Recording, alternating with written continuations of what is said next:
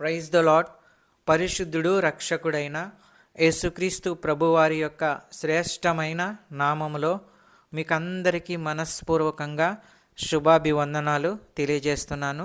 ఈరోజు దేవుని యొక్క వాక్యము మత్తయి సువార్త 23వ అధ్యాయము 12వ వచనం. తన్ను తాను హెచ్చించుకొనివాడు తగ్గింపబడును, తన్ను తాను తగ్గించుకొనివాడు హెచ్చింపబడును.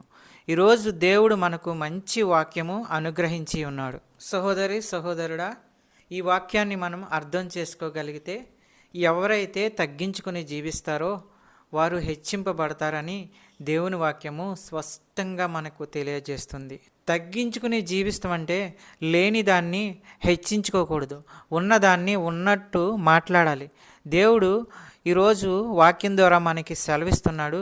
అనేక విషయాల్లో మనం తగ్గించుకుని జీవించాలంట. యాకోబు 4:10 ప్రకారము ప్రభు దృష్టికి మిమ్మును మీరు తగ్గించుకొనుడి, అప్పుడు ఆయన మిమ్మును హెచ్చించును. యెహోవా యందు భయభక్తులు వినయము గౌరవానికి దారి. అపహాసం చేసేవారిని దేవుడు సిగ్గుపరుస్తాడు, దీనుల ఎడల ఆయన దయ చూపుతాడు. యువకులారా, మీరు పెద్దలకు లోబడి ఉండుడి.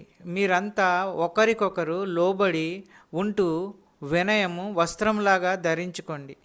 ఎందుకనగా దేవుడు గర్విష్ఠులను ఎదిరిస్తాడు, కానీ వినయము గలవారికి కృప చూపుతాడు. నీ యొక్క తగ్గింపు నిన్ను ఉన్నతమైన స్థానంలోనికి తీసుకుని వెళ్తుంది, నిన్ను గొప్పవానిగా చేస్తుంది, నీకు మంచి గౌరవాన్ని తెస్తుంది.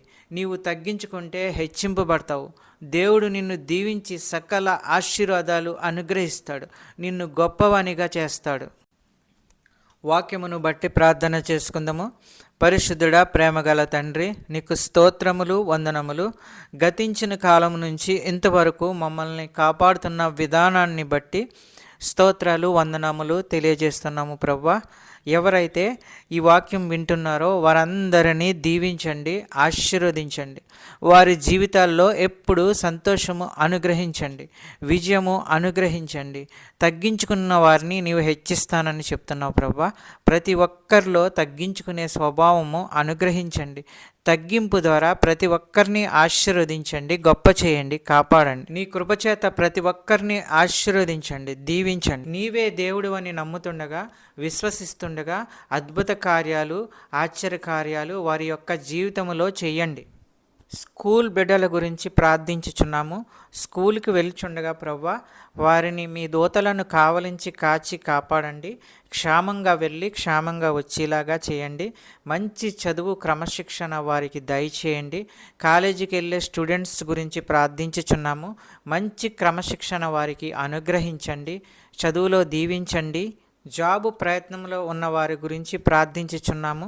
మంచి జాబు, మంచి ఉద్యోగము వారికి అనుగ్రహించండి. సంతానము లేని వారి గురించి ప్రార్థించుచున్నాము. ఆ కుటుంబంలో సంతానము అనుగ్రహించండి. అద్భుత కార్యాలు, ఆశ్చర్య కార్యాలు చేయండి. అనారోగ్యంతో ఉన్న వారి గురించి ప్రార్థించుచున్నాము. వారికి ఉన్న ప్రతి అనారోగ్యాన్ని తీసివేయండి, బాగు చేయండి. మంచి ఆరోగ్యము కలిగించండి. ప్రతి విధమైన వ్యాధులు స్వస్థపరచండి. మంచి ఆరోగ్యము అనుగ్రహించి కుటుంబాలని కాపాడండి. ఈ వాక్యం చూస్తున్న బిడ్డలందరినీ ఆశీర్వదించండి.